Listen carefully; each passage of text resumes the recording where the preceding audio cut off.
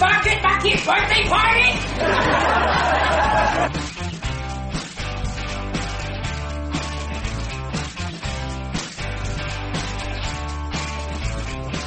Then you got a freaking miracle. There you go. Welcome to the Abracadamn Podcast. I'm your host, stand-up comedy magician Danny Whitson. Like always, Abracadammits, I hope you're getting stuff done, son, meeting them goals. We all have things that we would like to achieve, at least we should. So keep striving, keep working. I'm rooting for you. Good news is this weekend we spring forward, baby. Yes, so the days will be getting longer, which that means summer is on the horizon. Summer is coming. Yes. I think with 99.9% of everyone in the country think this time change crap is like played out. Yes, we need to stop messing with the clocks. Can we just leave it at this right here? I would be cool with just leaving it right here. I'm pretty sure farmers are cool too with it. But yeah, that's something cool to look forward to. Something else to look forward to, Abracadammits. If you are in the area, April 9th, I'm going to be at the 1907 Brewery in Morristown, Tennessee. That's going to be a hell of a time, a great time. And it's a fantastic brewery, really cool venue with excellent beers, okay? And then after that, April 30th, I'm going to be at the Wallace Theater in Johnson City, Tennessee, and that's going to be a Abracadamn good time as well. So you can probably get tickets there at the WallaceTheater.com and 1907brewery.com. Check out both of those sites for tickets. If you're in the area, come out and see a show. I would love to see you. All right. With that being said, let's give a big shout out for the sponsor for today's episode. This episode is also brought to you by Will's Towing, located at 2081 Oak Ridge Turnpike, Oak Ridge, Tennessee. Now, guys, no one likes to be broke down on the side of the road. It's awful. It sucks. But don't panic. If this does ever happen, give Will Roberts a call at 865-272-5300 and let Will Roberts take care of your towing needs. Will come pick it up, and he will park that car anywhere you need him to park it. If you want that car set in your living room, Will put it in your living room. Also, we've all seen those tow truck drivers that show up and they look kind of sketch. You know, like they may have been touching a possum before they came up to you. You know what I mean? One of those guys. You never have to worry about that at Will's Towing. Everybody who works at Will's Towing is clean, safe, and very friendly to deal with. So, if your car breaks down, you need a towing service at all, give Will Roberts a call at Will's Towing. That's 865-272-5300. All right, Abracadammits. Now, today's episode is a cool one. Yes, especially if you're into UFOs and UAPs. I almost said UAPs. You down with UAP? I don't know if I am or not. I think I like UFOs better. But anyways, if you've had any interest whatsoever in this topic, well, then you're going to love this episode. Today's guest, she's very, very knowledgeable on this topic, and she hosts an amazing podcast that takes you through everything that's kind of been going on of lately with UFOs. Now, if you've been living under a rock, right now, the past couple of years, we've had some really cool things pop up about UFOs. With the Navy releasing a video, you know, the Tic Tac video, and then the classified documents that were turned over to the Congress from the government about what we know, and we know how that went. But anyways, if you don't follow and you wanted to learn a little more kind of what's going on, then I highly recommend you check out her podcast because, like I said, she breaks it down and covers everything. And also, she's just not like narrow-minded, like it has to be aliens. It has to be. No, she's open for discussion, and she covers some episodes of that of her own of some other things that it might be other than aliens. Anyways. If you will, Abracadammits, sit back and relax and enjoy my fun conversation with the host of the UFO Rabbit Hole Podcast, Kelly Chase. All right, I'm excited. We've got Kelly Chase from the UFO Rabbit Hole Podcast here on the Abracadamn Podcast today. How you doing, Kelly? I'm great. How are you doing, Danny? Doing good. Now, I tell you what, now I just said a mouthful right there for all the listeners, but if you don't mind, will you go ahead and give a little more in-depth introduction? Yeah, absolutely. So my name is Kelly Chase. I'm the host of the UFO Rabbit Hole podcast. It's a relatively new podcast. Just started in the last couple of months, but yeah, I'm just some lady who got real weird into UFOs and decided to make it into a podcast. So it's been a fun ride. Well, first of all, it is a very well done podcast, and I can't recommend it high enough. I don't even know how I discovered it. I think I may have saw. I don't know. You know how social media reads our minds. They're like, we know everything you do and everything you like. So they were like, here's some UFOs, Danny. Here's some UFOs, and your podcast popped up. Now, when I got to listen to it, I was like, first of all, this is very well done because we do listen to a lot of podcasts. And it's very professionally done. And you are very, very knowledgeable on the topic, especially of the stuff that's going on right now. But let's do this. Before we even get to talk to the podcast, let's talk about UFOs. Kelly, what got you into UFOs? Did you see a UFO? How did it start? So I actually have only been really into UFOs for maybe like 8 or 9 months. But when I go hard, I go hard. Like, I don't fuck around. Like, my dad always said anything worth doing is worth overdoing. And I've definitely lived by that credo. I did see a UFO once when I was 12, and, it was kind of a anticlimactic experience. I saw a light doing things it shouldn't be able to do. I don't know. It didn't make a huge impression on me at the time, to be honest. But then last spring, I started hearing about, the Pentagon talking about how UFOs are real and they don't know what they are. And I was going on vacation to the Outer Banks, which is actually where I saw that UFO when I was 12. And I'm like, I'm going to dig into this on vacation. I'm going to find out what's going on. I'm going to figure it out. And I have not figured it out. I have no idea what's going on. But it's become a really cool hobby for me.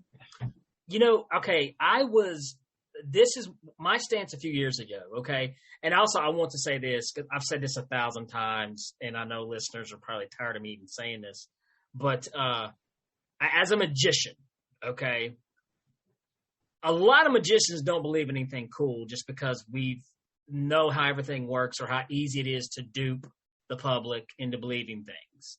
And a lot of times magic will take advantage of that emotion that every human being has to where they want to believe in something. Do you know what I'm talking about? So totally. Absolutely. I carried that with me all the time. And whenever I would see something, I would be like, well, this is how I would do it. Or, I was a huge skeptic on a lot of things.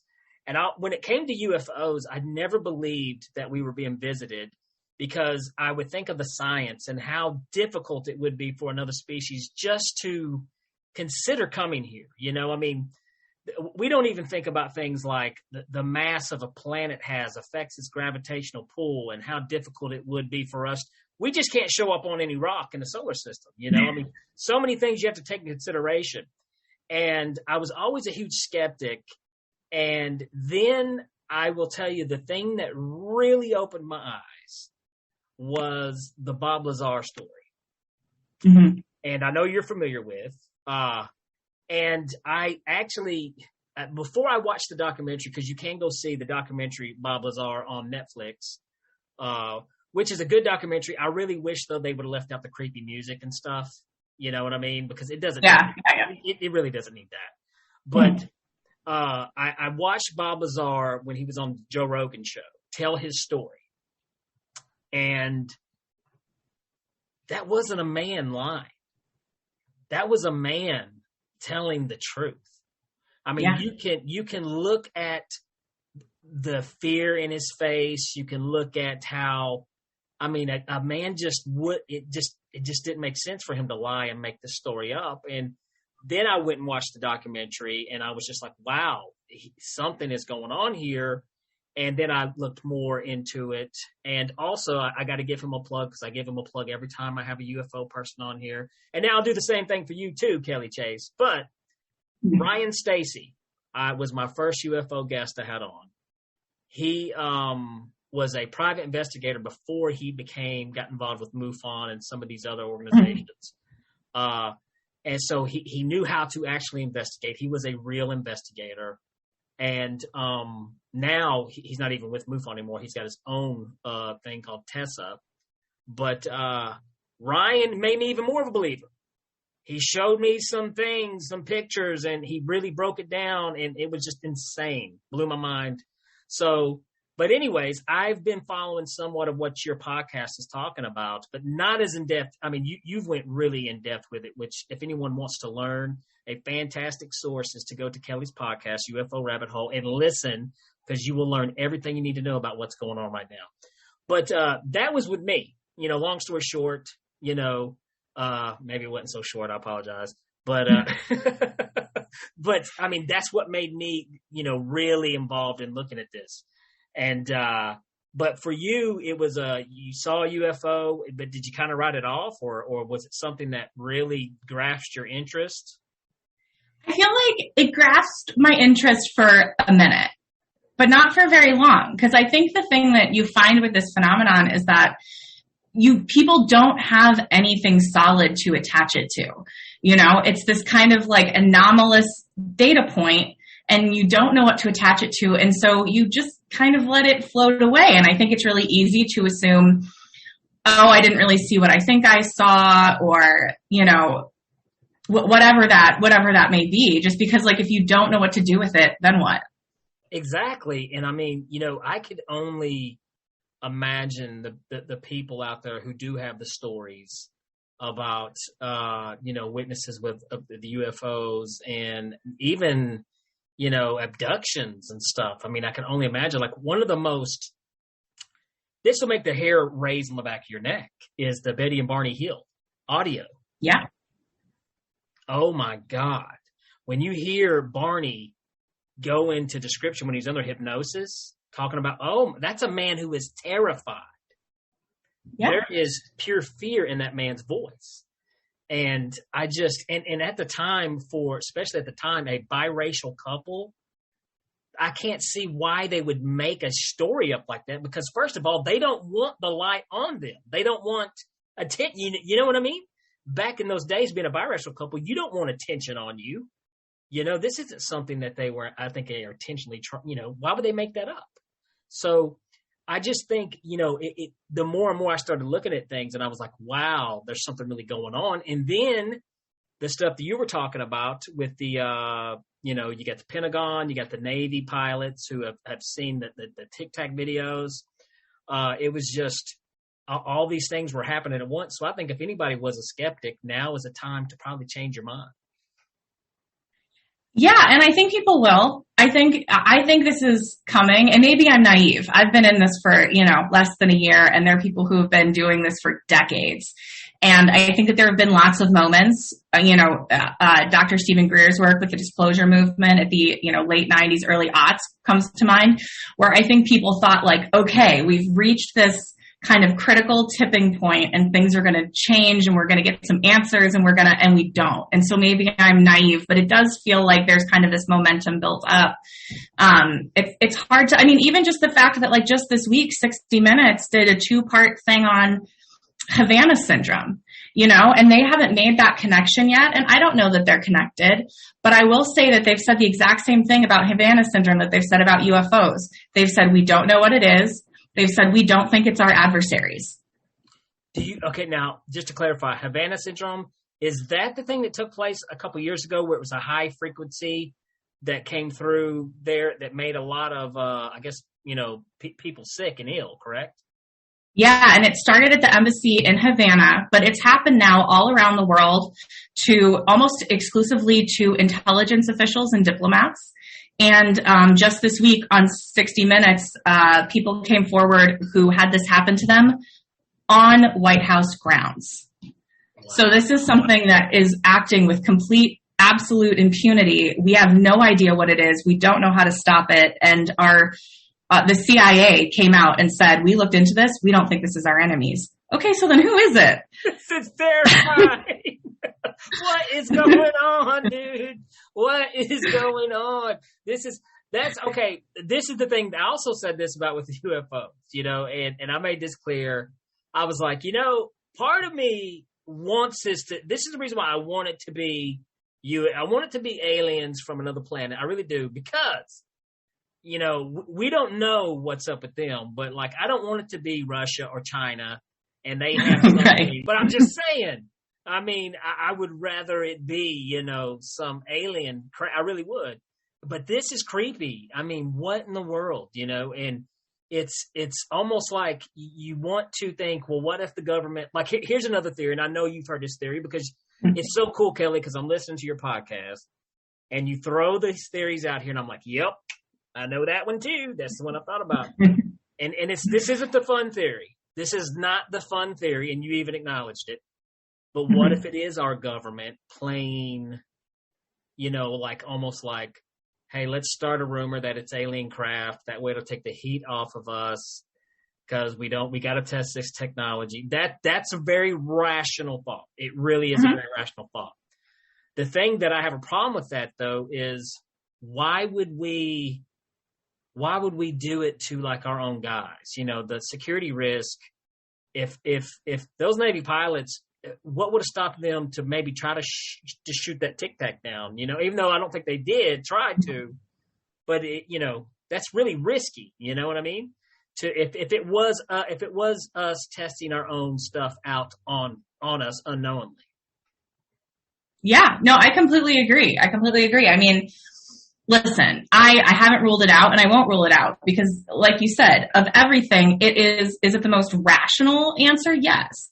But in terms of the evidence, I think there's a few things to tell us that there's a couple of things that makes me think that it's not that.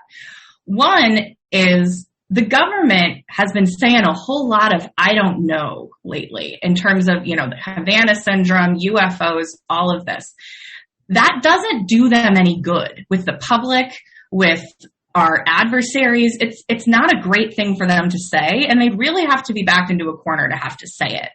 You know what I mean? Like, if you're going to use this as a story to like control people, the answer is we have this terrible problem and we're the government. We're here to help. You know what I mean? Like, we have the answer.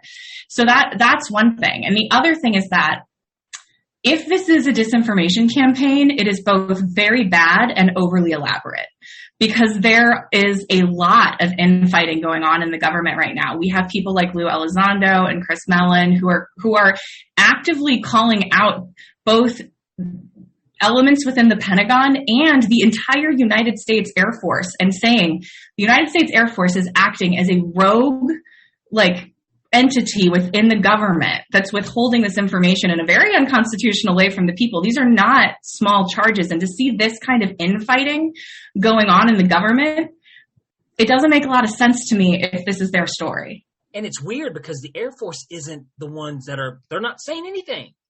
They haven't said anything. And you're like, dude, this is your place. It's in the air. You're not saying anything.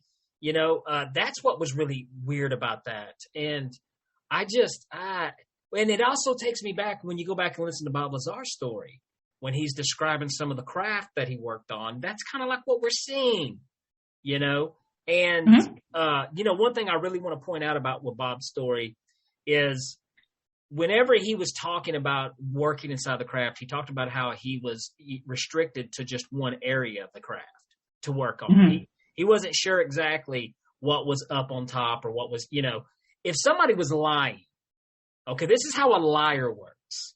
A liar would say, oh, no, dude, I went upstairs. There was a ceiling fan, bro. Had a big old flat screen TV, man. PlayStation 5. You know what I mean? They would throw, stuff in there, like he saw it all, Bob wasn't doing that, There's no doubt in my mind, I think Bob Lazar's telling the truth. Now, here's the problem, though, that I really had a hard time with. Okay, and this is your latest episode. You bring this up. Was the first time I heard Tom DeLonge tell his story. I literally was like, "Oh my God, this dude is batshit crazy, bro." There, you know what I mean? Blink 182. I was like, this dude's batshit. There's no way he's telling. But then when this stuff started coming out, this was the funniest thing to me because I was like, my God, dude, Tom DeLonge sounds like was he right? You know what I mean? I'll say that he has said repeatedly that he believes Bob Lazar. Yeah. And he, and this is something that like through WikiLeaks, we got confirmation that Tom DeLonge was talking to these elements within the United States government with John Podesta, with multiple, 5-star generals. Like this is, and, like at Wright-Patterson Air Force Base. I wonder what he's talking to a general at Wright-Patterson Air Force Base about. Like it's so, if it wasn't for that, I wouldn't believe it. I would never believe it. Nobody would. It sounds like, why would you take a rock star, send him to the Pentagon, and say, hey, we want you to, kind of help break the mold to this whole, UFO phenomenon to the public? No, and like, no shade to Tom DeLonge. Love him. But like, This is not the person you choose to be your spokesperson of your like very serious endeavor. No way, man. I was like, really? What? That's it. It was so nuts. But the other thing is when you got the other guys, like you talked about Mellon and Lou Elizondo. Lou Elizondo. These guys are coming out, and now you've got. To me, I think if this was all a bunch of BS, man, they've stretched it so far and pushed it so far that if it ever come out to be complete BS, their reputations would be destroyed, So that's why I don't think they're lying. I don't think, not at all. I don't think. Yeah, listen. If new evidence was introduced, that's the way it is with any of these things. The thing is, I entertain all ideas, but I'm very careful to land on an answer because I personally don't have enough evidence on any front to come to any kind of an answer. And so like if new evidence was introduced, I haven't completely ruled it out, but based on the vast amount of evidence we have right now, I think it's very unlikely that this is a disinformation campaign. Now, why do you think this? Because I find this annoying, and I am a big physicist fan, astrophysicist. I love a lot of these guys. I wish if I would have been smart enough and not suck so bad at math, I may have went that direction with my career.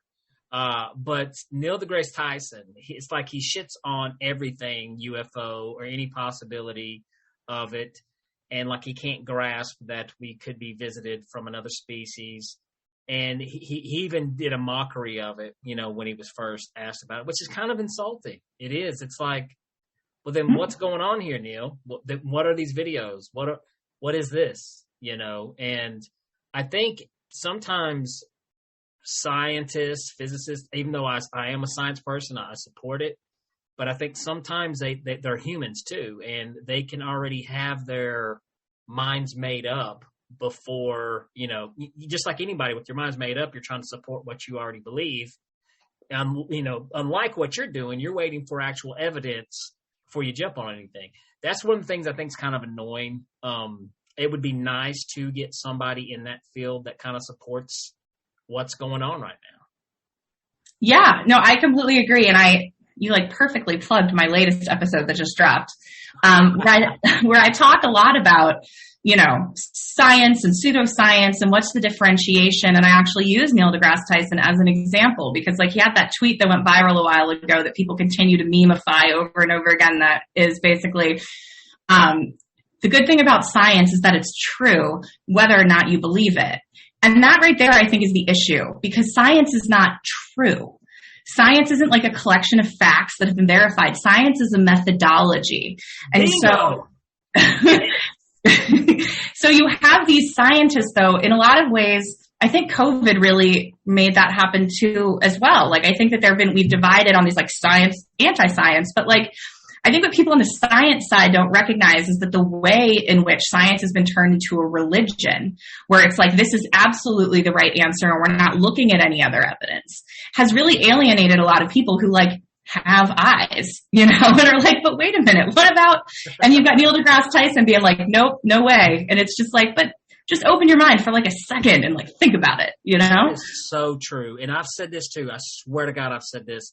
As I said, science it's a method. It's not a religion. It's not science versus this. No, the scientific method is what we are taught.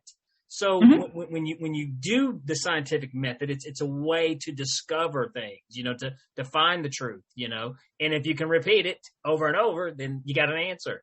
So, I mean, that's something where people have totally lost it. And yeah, absolutely. With COVID too, everything, I hate people. I'm just kidding. But you're absolutely correct. So here's another theory I want to throw out here because there's so much good stuff. And I thought of this, I'm not tugging my own horn or whatever, but I just think a lot. I do think about crap a lot. And I'm sure someone else thought of this too, which I know they have because I've heard the theory come up. But I thought one day, I was like, because this is one way I will approach things. I kind of think, okay, what do I know exists? I know for a fact human beings exist, okay? And I know technology exists.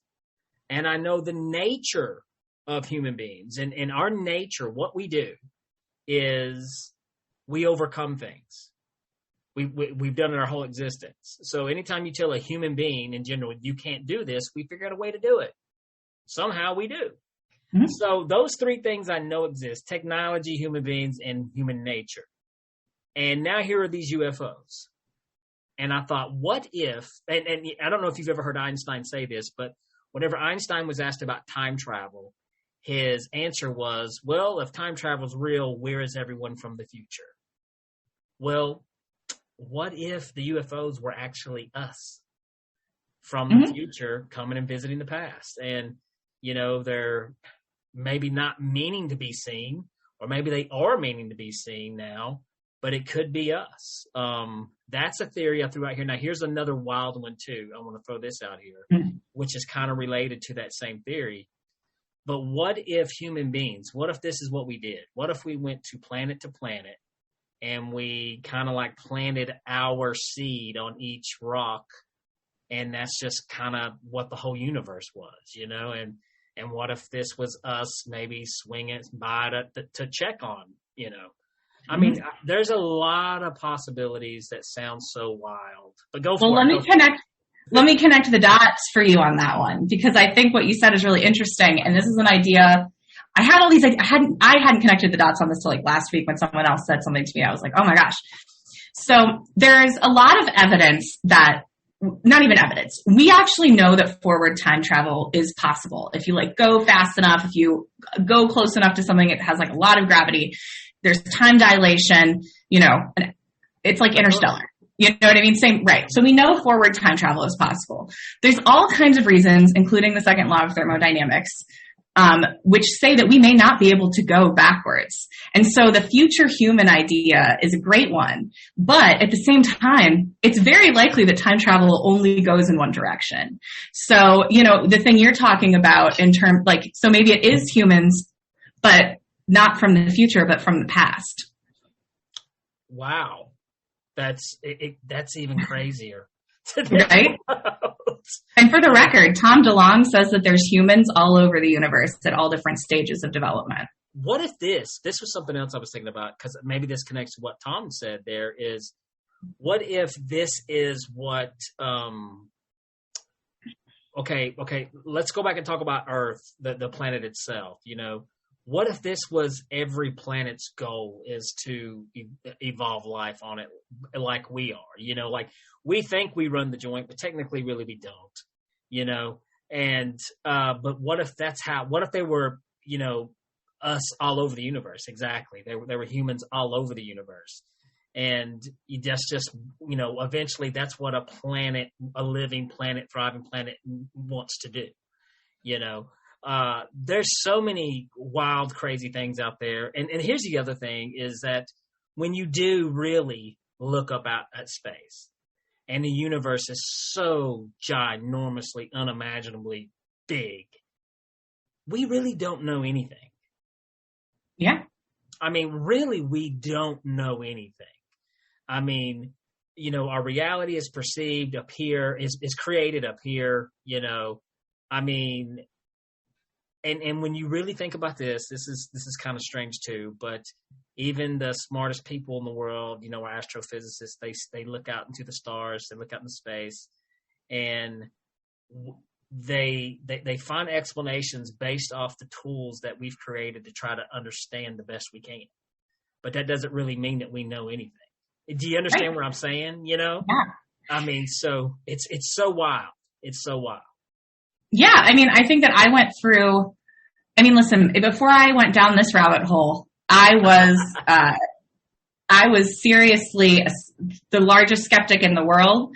I was an atheist. This actually changed that for me. Like, I think that I went through an enormous humbling of recognizing not just how much I don't know, but how much we as a species don't know. And we tend to think we have everything figured out, but you know what they say about science, like, give us one miracle and we'll figure out the rest. Because, the Big Bang, just the idea that all of this came from absolutely nothing in one instant, that's not an answer. You know what I mean? Like, that's not an answer. That's almost the same as saying that a magical wizard lives in the sky. I mean, I'm kind of the same boat as you. Of course I grew up being taught, like, I'm from Tennessee, so it was, Baptist and this, and then, especially whenever, I got into, the magical arts, and you learn, well, this is how to fool people, deceive people. And I became an atheist. I absolutely 100% was an atheist, thought, well, when you die, nothing happens. This is just how it is. And, but I will say this, and I know this is a different topic completely, and I don't want to jump off topics here, but I did have a paranormal experience when I was a child, and which I tried to explain, rationalize. I never could, but I kind of ignored that. And then later on, I had something else happen, which started to open my mind, which helped me open my mind to this, which has led me to this exact same place to where you are. I am a very open-minded person now. I am not an atheist. I'm not a religious person, but I am a spiritual person.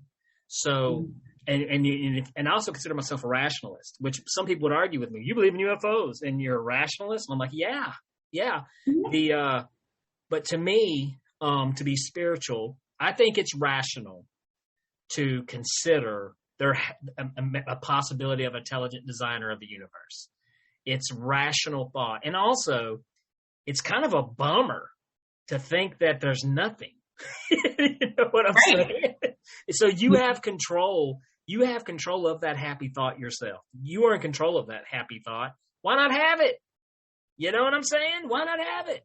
So, but I'm with you. And now with the UFO things and stuff too, it's even opened my mind even more to that. So yeah, I'm no longer an atheist either because of the what you would call the supernatural.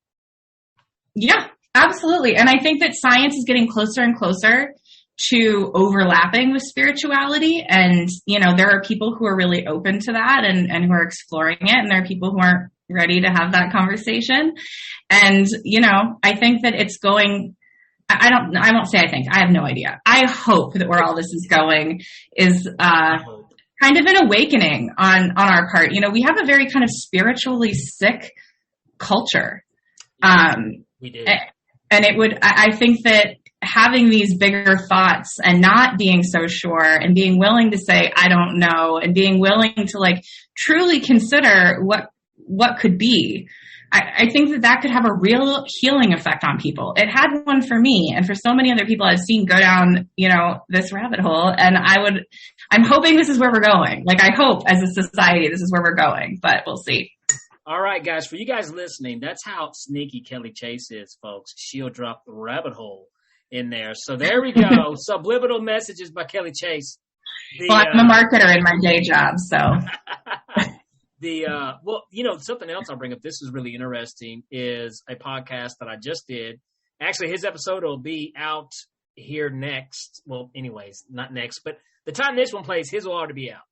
But he was a near-death experience. He calls it a near-life experience by 100%.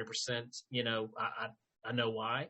But his first experience, Kelly, his story is really strange because when he said he died, he was a little child, and he said he was standing on a spinning top with bright lights. And wow.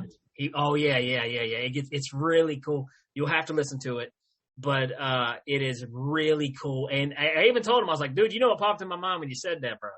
I said, I'm thinking a flying saucer. I'm thinking something like that. And he said, me too. You know, so I mean, it's a very interesting story he has to tell. But I mean, I agree. I mean, who knows? And even whenever you can trace back to history, when people would look out in the sky and they think they were seeing angels, but it could be, you know, the spacecraft, UFOs. Who knows? Absolutely, who knows? Yeah, I mean, I think one of the best tricks that the government has ever pulled on us is getting us to just dismiss these things. You know, like you were talking about, like, first of all, I think it's very difficult to find anyone who's come forward with some sort of an encounter or an experience who that's made their life better. You know, there are people who kind of lean into it and figure out life from then on and, you know, do what they can. But, like, it doesn't make people's lives better. If anything, I actually kind of hope I never have an experience like that, because I think that there's an isolating nature to it. It separates you from other people, and people think you're crazy. But I think what's so insane is, like, just as an example, I was reading, Plato was one of the first people to talk about Atlantis, at least in terms of what we have recorded. Decided to actually read that. And, like, one of the things it said a couple of times is, I know this sounds like a myth, and there are myths about it, but this is a true story. And so, like, I'm not saying we automatically are like, okay, trust me, bro, and believe it without looking into it. But, like, the way that we have been convinced that, like, that humans reporting their own experience is so unreliable and it is crazy to me, you know? Sure, people lie, but not everybody. Yeah. I mean, people do lie. And because one of the things and it's something that you always have to take into consideration, is especially these days too, there's something we got to be careful, because human beings have always wanted 15 minutes of fame, always, and you know, that's nothing new. And now we live in a time where it's super easy for anyone to have their 15 minutes of fame. But we also live in a time to where everyone has a freaking camera. And so if something does happen, they can capture it. So this is why it's kind of a weird place for the evidence that we're getting, because you're like, well, there could be a high influx of people who are trying to fake these things, but then also you got to take consideration that everyone on the planet is walking around with a camera. So, you know, nothing gets by us, you know. So I think that's probably another reason why now we can have television. One of our favorite shows that we watch is Paranormal Caught on Tape, you know, and a lot of it is garbage. I'm not going to lie. A lot of them, like, yeah, that's garbage. That's garbage. But every now and then they'll have something on there and I'm like, holy crap, that's interesting, you know. Mm-hmm. And that's the best that I can say, because I don't know for sure, but I can just say, wow, that's really interesting. Now, are you familiar with the, and I'm sure you are you familiar with the, I guess it's like the triangle shaped like crafts over the White House? Yes, that's one of the triangle or the pyramid? Because there's the pyramid. I was trying to think of something besides a triangle. That's how I just went blank. But that's my favorite. That's my favorite UFO sighting ever, and I don't know what I think about it, just because it's like too perfect. It's too outrageous. But here's the thing that's really crazy about it that most people don't mention, is that those videos were uploaded. So we've got dates and all of that on YouTube, the original videos, the morning that Trump announced Space Force. Wow. Okay. No, I got to talk about this too. Okay. So one thing I got to say about Donald, all right, and regardless, outside of any other stuff, we're just talking about UFO. Mm-hmm. He, you know, being a space person, when he talked about Space Force, I was like, hell yeah, I like that, you know. And, you know, of course they clowned it and everything because it came out from him. But at the same time, I was like, well, wait a minute, I don't care who's president at the time. I think Space Force is something super cool to have. and now we're getting this too, which is weird. And then also, Trump was the only president I ever heard that he acknowledged evidence. He acknowledged that, I can't remember the exact words that he said, but he talked about stuff, I think, from Roswell that was made very interesting to the Roswell, some. Do you know what I'm talking about, Kelly? Do you? Yeah. And he did that. And he also tried, and I think was stopped, but he did legitimately try to release the JFK stuff too. Okay. But that didn't work out. No, I'll give him that. Like he was open to all of that. And, something almost like that Space Force thing in the pyramid, like really connects for me just based on his personality profile. I could totally see him being like, oh, you're going to fly your UFO over the Pentagon for 2 hours? Well, guess what? We're going to have a Space Force, I can see him reacting quickly in that way. You know what I mean? That is super true. That is so Trump. That is so Trump. Yeah. He acts quickly. I'll give him that. Well, Jimmy Carter tried, because Jimmy Carter saw UFO, and I don't think Jimmy Carter had any luck. Bill Clinton tried, but he had no luck. President Obama made a comment on live television, and you know what I'm talking about. Yeah. That you're like, what the hell is going on? Why would he say this if it's not real? So they've made the comments, but I think our presidents have limited power when it comes to these things. Now, have you heard the rumor? Was it, what president was it? Truman, that they said there's a rumor that Truman actually met with an alien at one time. Yeah. Are you familiar with that story? I'm not as familiar with that one, and I believe Eisenhower, but don't quote me on that. Okay. Allegedly. And President Eisenhower's granddaughter is actually very active in the UFO community as well. And claims that her grandfather had those experiences. That would be really interesting. Gosh. There's also a rumor about a comment about President Reagan, where he was when he was watching E.T. for the first time, made a comment about, if the public, knew that we've been talking to these beings for years, they, which is still a weird rumor to just make up. Yeah. Someday I'm going to do an episode on presidents and UFOs, because George Washington had a UFO sighting. Did he really? I didn't know. He did. Yeah, he sure did. I don't think people realize how long this has been going on. Wow. But for a very long time. Damn, I couldn't imagine what that was like. Yeah, and they had nothing. Actually, there's another thing I want to do an episode on. There's this really interesting kind of story from the mid-1800s where there were people all over the country reported that there were these big airships, like a blimp or a dirigible, but this was before those existed. And they claimed in these small towns and out in the American West and that sort of thing, that these an entire town would be like, oh yeah, they flew right in, they landed, it was humans in them, that they came out, talked to them about all kinds of stuff, got back in, showed them the ship, all of this, this happened all over the country of these airships, and that's what the heck? And so I think there's even another interesting idea, which is what if this is a breakaway civilization? What if these are humans who have kind of hoarded knowledge and resources to an extent that they are living in a different reality than we are at this point? It's like Amish in reverse. Yes. Brother Malachi, welcome to Earth. There you go. That's interesting. Maybe, man, I can get on board with that. Now, do you think? Okay, so that just let me bring this up because I know you're familiar. The Zimbabwe, the school thing. Yeah. That's another one that just blows my mind because when they bring these kids back and they're adults, they're still telling these stories.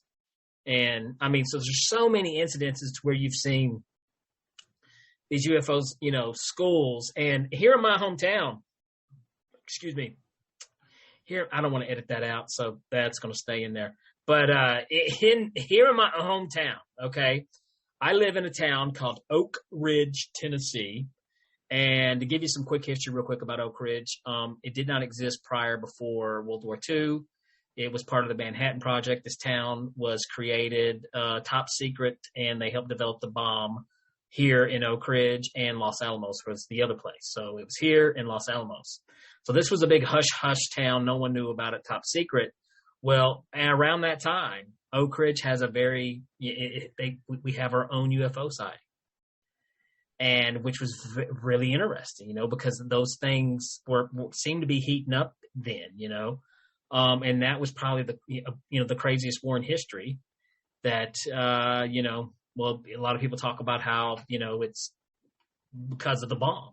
So, do you think there's something to that? Do you think like the UFOs are associated with the bomb? Yeah, I mean, I think potentially. I think. Things that I find very interesting about that are that some people have said, Tom DeLonge is one of them, that that it was when we were doing upper atmosphere tests of nuclear bombs that was the first time we ever brought a UFO down.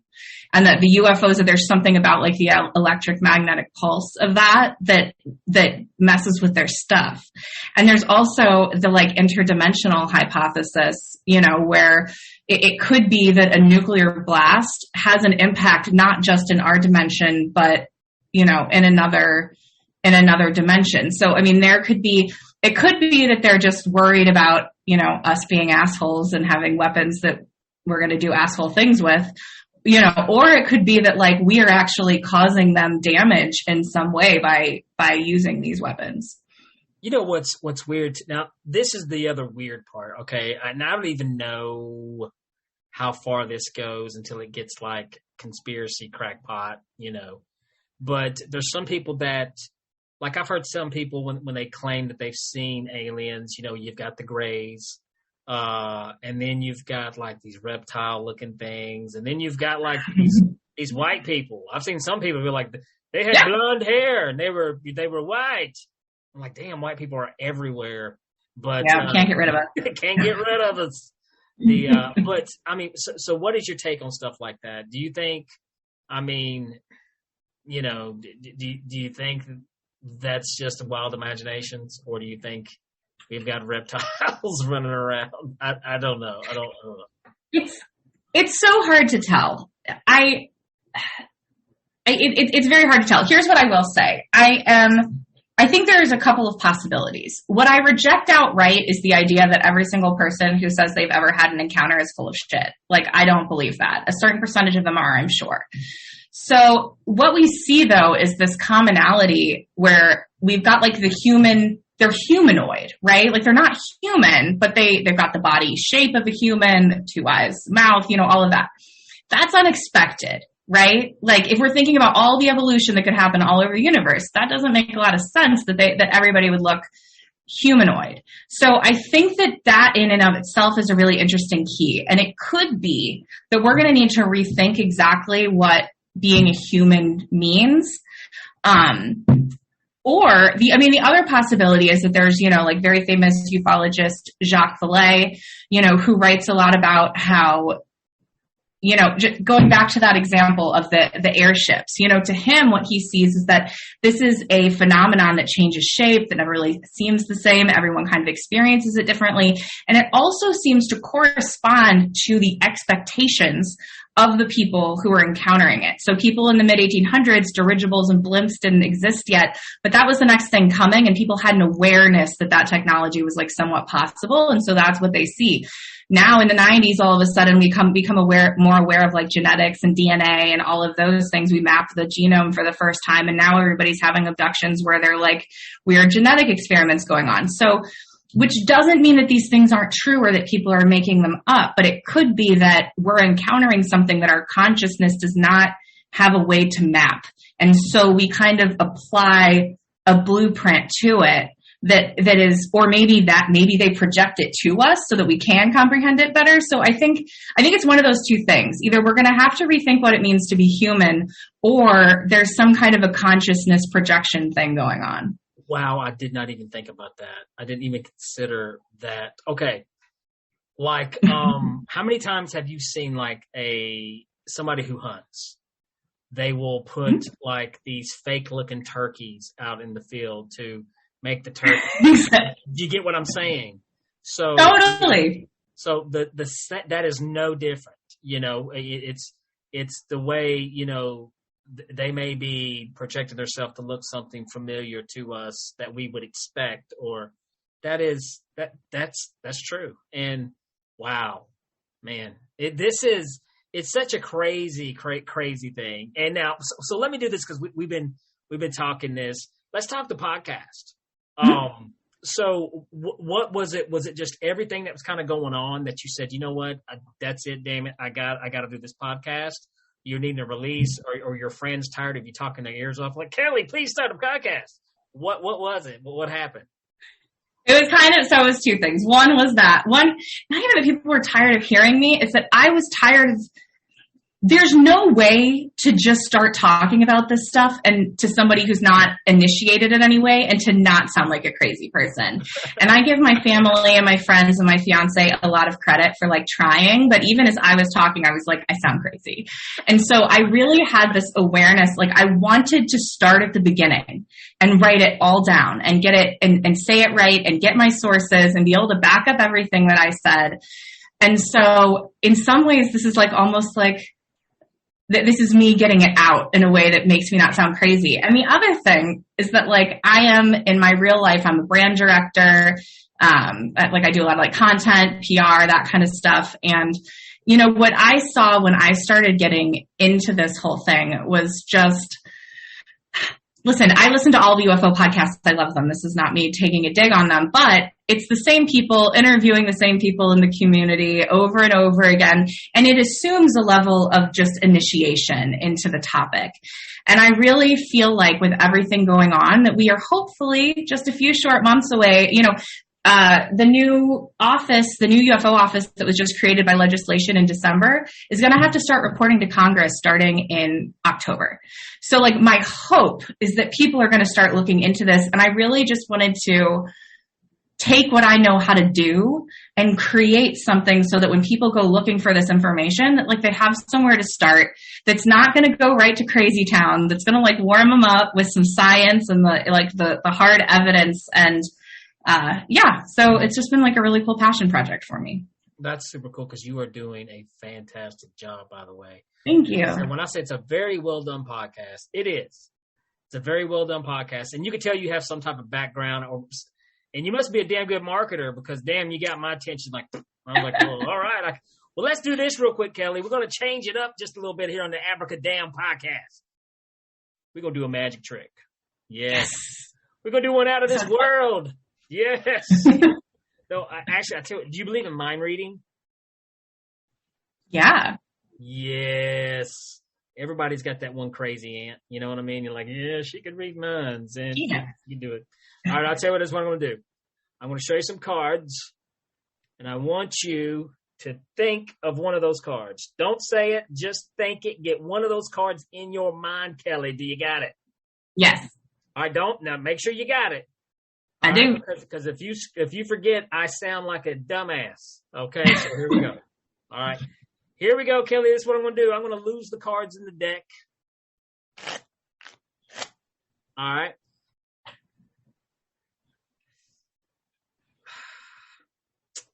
I'm going to cut right here, Kelly. Now, I'm obligated.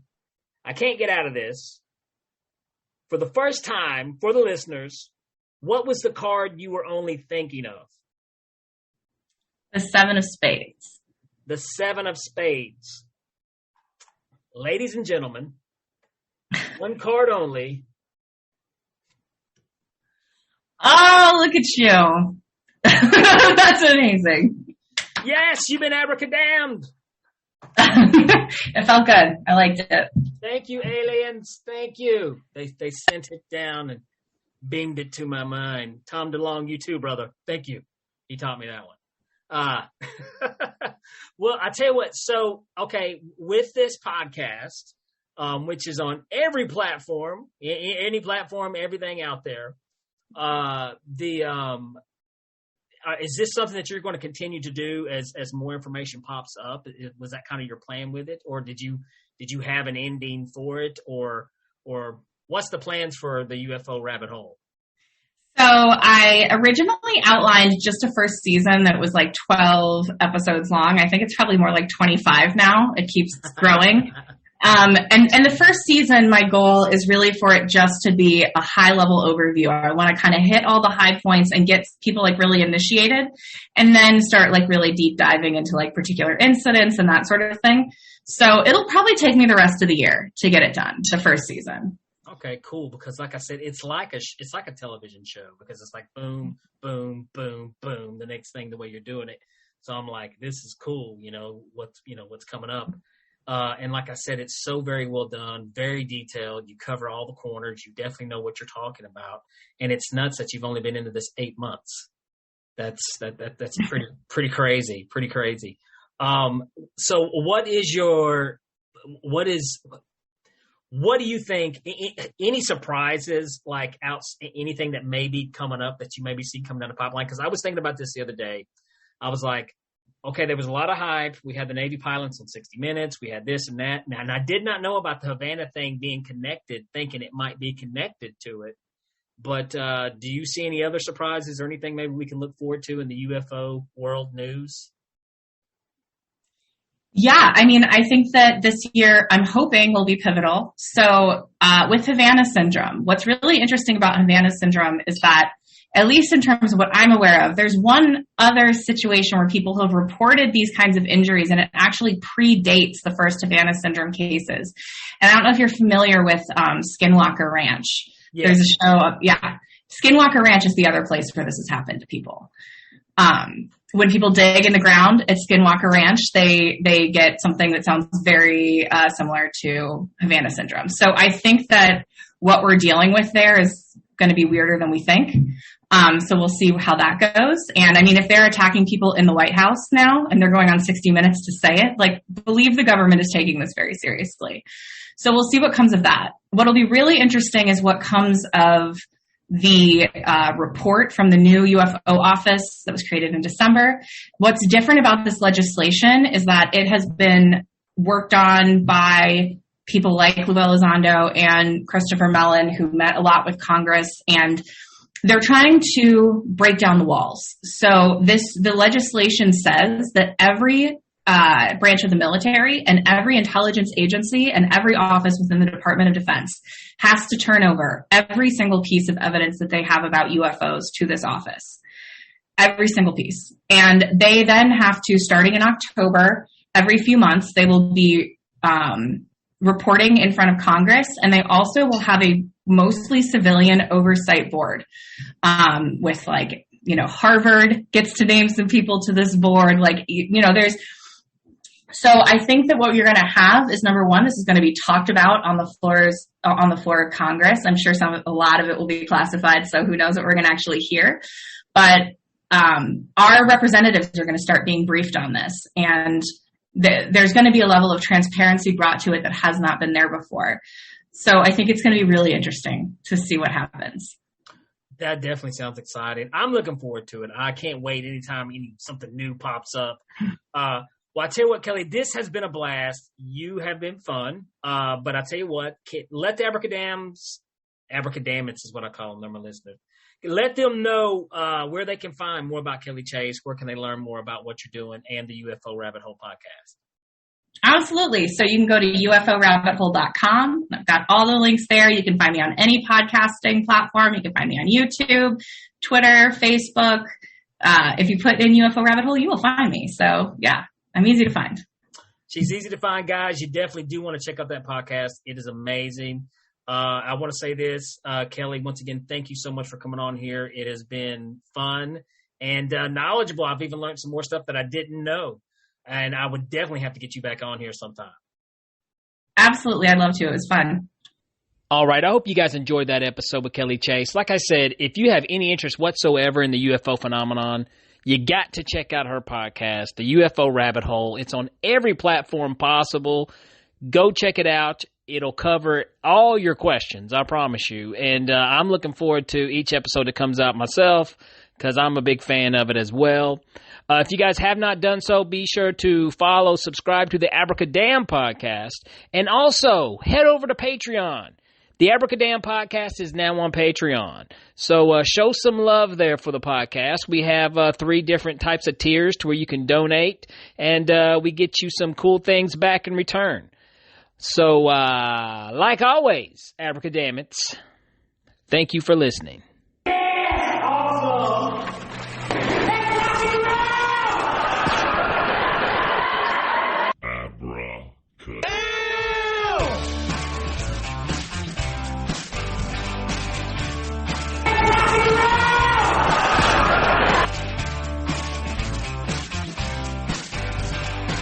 Hey, Danny!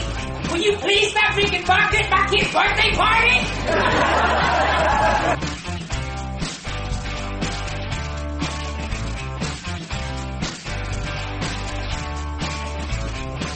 And then you got a freaking miracle. There you go.